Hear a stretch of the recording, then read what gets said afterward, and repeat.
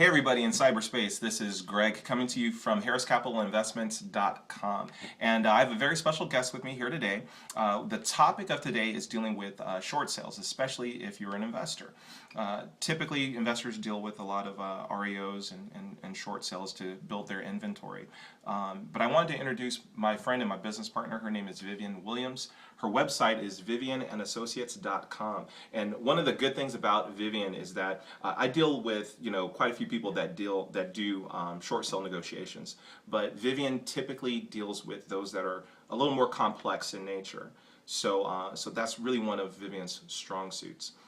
So number one, thank you for sitting with me today. Thanks for having me, Greg. I wanted to see if you wouldn't mind kind of explaining to us the process of the short sale negotiations that you've dealt with. Like, for example, maybe like your last one that you did. If you can kind of walk us through, because as I said in the intro, a lot of investors deal with REOs and short sales, and if you can kind of put a spin to that for the investors, if you don't mind. Okay.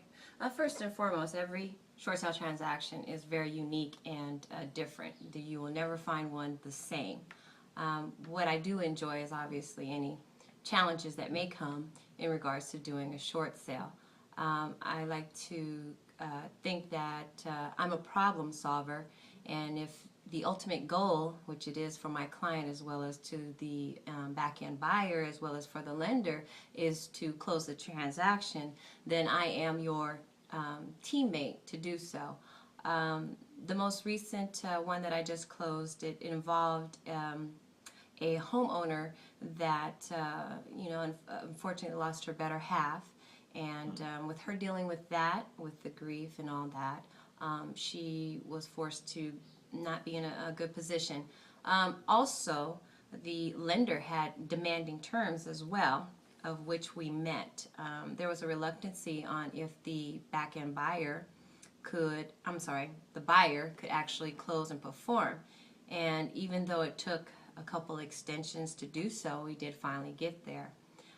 But again, each short sale is unique in nature, and I do thrive and love the challenges that it presents daily. When it comes down to like the demands that you were mentioning that the bank was putting on the homeowner, what kind of, and I know a lot of this is confidential, but is there any way that you can kind of ballpark what some of those kind of demands are, and maybe how you met those?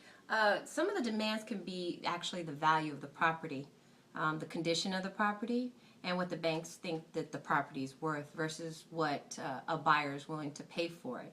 What was unique here was it was a project where the house was incomplete. So despite the comps in the neighborhood that showed pretty high, you had an unfinished home. So it took the buyer to come in and put a lot of money into it to bring it up to that fair market value of which they see on paper. That's what I constantly fought in this last transaction. But ultimately, after they saw it being on the market for a long period of time, as well as all the offers that came in and fell out, they finally saw that the truth was there as far as the value. Okay, and last question for you: as far as like the first step in a short sale, what's like the first thing that needs to be done? I mean, once it gets listed and we know it needs to be a short sale, what do you typically have to do initially? Initially, it's just to gather all the paperwork and make sure it's submitted and confirmed that all parties have received what they're supposed to receive. And then from there, it's a daily dialogue with the lender, with the client, and with the buyer's agent. And that next step, that daily dialogue, is that to get the value down to not the value, but the mortgage amount down to the value?